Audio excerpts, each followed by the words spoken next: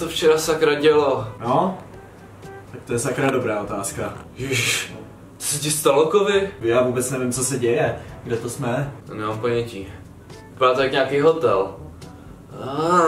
Sakra, vzpomeň si. Tak někam poletíme, ne?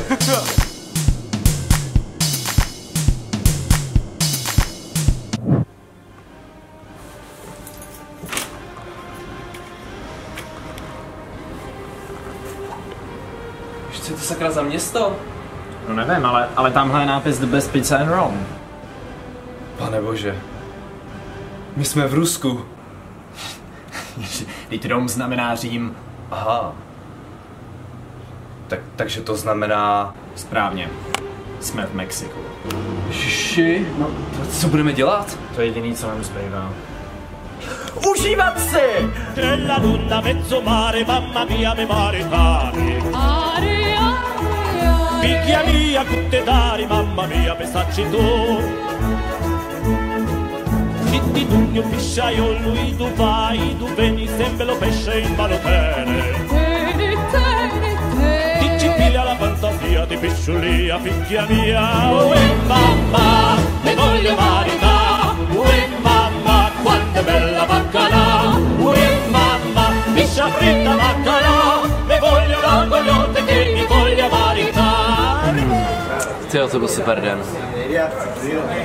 Co teďka? Co třeba vodní skútry? To asi spíš ne. Skákání s útesou? Matuš, co myslíš ty? Kam zmizel Matuš? Kam jsi zmizel, Kovy? Víš, co se tu děje?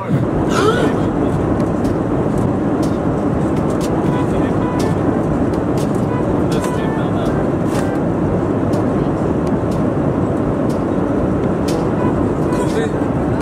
Ty jsi úplně zčernal? Čo? Ale veď Kovy sedí tam.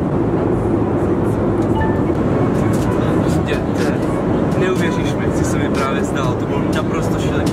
Mé se mi zdalo, že jsme byli v Římě. Šílený bože, už nikdy nechci zažít takovýhle sen. Počkej, ale veď, toto ti celé iba zdá.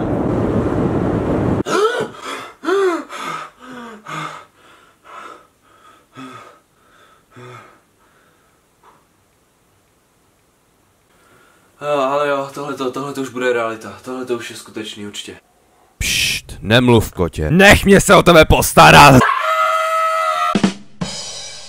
Della luna mezzo mare, mamma mia me maritare.